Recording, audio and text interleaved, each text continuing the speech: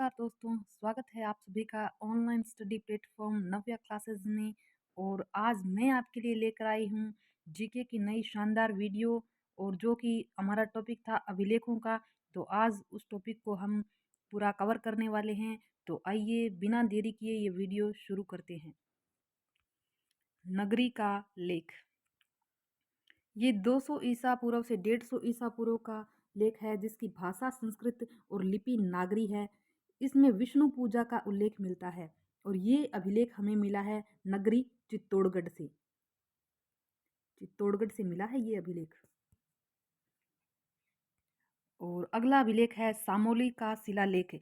646 ईस्वी का यह अभिलेख उदयपुर से मिला है, जो गोहिल शासक शिलादित्य के समय का है और इसकी भाषा संस्कृत है और लिपि है वो कुटिल है। तो सामोली का है वो 646 ईस्वी का अभिलेख है, उदयपुर से मिला है और गोहिल शासक शिलादित्य के समय का है। ये पूछा जा सकता है कि ये किसके समय का है, तो ये शिलादित्य के समय का है और इसकी भाषा संस्कृत और लिपि कुटिल है। रायसिंह प्रशस्ति, ये बीकानेर के शासक राय सिंह के समय की है, जिसमें 1594 इसका समय है, जो राय सिंह के काल में उत्कीर्ण की गई थी। और दो इसे संस्कृत भाषा में उत्कीर्ण किया गया है। 1594 में ये दोबारा लिखा जाना था, संस्कृत भाषा में उत्कीर्ण किया गया है। इसमें बीका से लेकर राव राय सिंह तक के शासकों की उपलब्धियों का वर्णन है। और अगला देखते हैं भरमर माता का अभिलेख। ये अभिलेख छोटी सादड़ी प्रतापगढ़ से मिला है।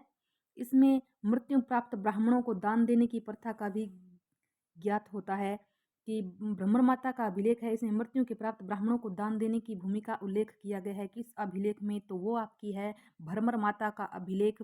और इस अभिलेख से ही गौर वंश व ओलिकार वंश का उल्लेख किया गया है। भरमर माता का जो अभिलेख है, इस अभिलेख में गौर वंश व ओलिकार वंश का उल्लेख किया गया है। अगला है बुचकुला अभिलेख। ये 815 ईस्वी का अभिलेख है, जो नागभट्ट द्वितीय से संबंधित है और भिलाड़ा जोधपुर से प्राप्त हुआ है। आपसे पूछा जा सकता है कि ये इस अभिलेख का समय क्या है, तो बुचकुला अभिलेख 815 ईस्वी नागभट्ट द्वितीय के समय का है और भिलाड़ा जोधपुर से प्राप्त हुआ है। अगला अभिलेख है राजौरगढ़ अभिलेख। 960 ईस्वी का यह अभिलेख राजौरगढ़ अलवर से प्राप्त हुआ है, जिसमें गुर्जर प्रतिहार शासक मंथन देव का उल्लेख है।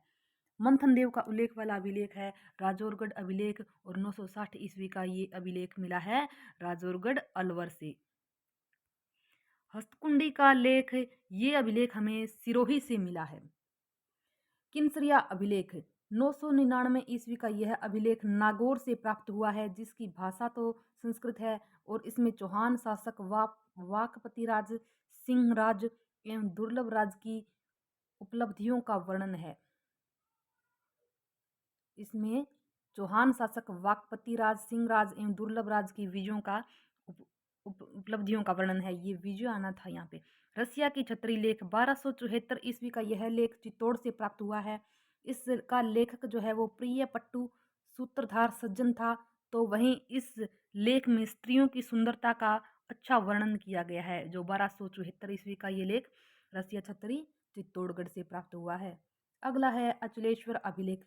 1285 का यह अभिलेख माउंट आबू सिरोही से मिला है, जिसको संस्कृत में रचित यह अभिलेख गोहिल वंश के शासकों बप्पा से समर सिंह तक का वर्णन करता है। कि अचलेश्वर जो अभिलेख है उसमें गोहिल शासक बप्पा से लेकर समर सिंह तक का वर्णन किया गया है। नागदा अभिलेख, ये अभिलेख हमें उदयपुर से प्राप्त हुआ है और इस अभिलेख में उस समय की समाज में प्रचलित बहुविवाह व संयुक्त परिवार प्रथा का उल्लेख मिलता है। बहुविवाह व संयुक्त परिवार प्रथा का उल्लेख मिलता है। नागदा अभिलेख 1437 उदयपुर। वैद्यनाथ मंदिर प्रशस्ति, ये प्रशस्ति 1719 में उदयपुर से प्राप्त हुई थी। और इसी प्रशस्ति में बप्पा ने हारत ऋषि के आशीर्वाद से राज्य की प्राप्ति की, इसके बारे में उल्लेख मिलता है। अगला है बसंतगढ़ अभिलेख। 625 ईस्वी का यह अभिलेख बसंतगढ़ सिरोही से प्राप्त हुआ है, जिसमें सामंत प्रथा पर प्रकाश डाला गया है। और इस तरह ये हमने आज टॉपिक पूरा कर लिया है। तो मैं उम्मीद करती हूँ आपसे कि आपको ये वीडियो पसंद आया होगा और वीडियो को ज़्यादा से ज़्यादा लाइक शेयर एंड चैनल को सब्सक्राइब ज़रूर कीजिएगा दोस्तों। Thank you very much.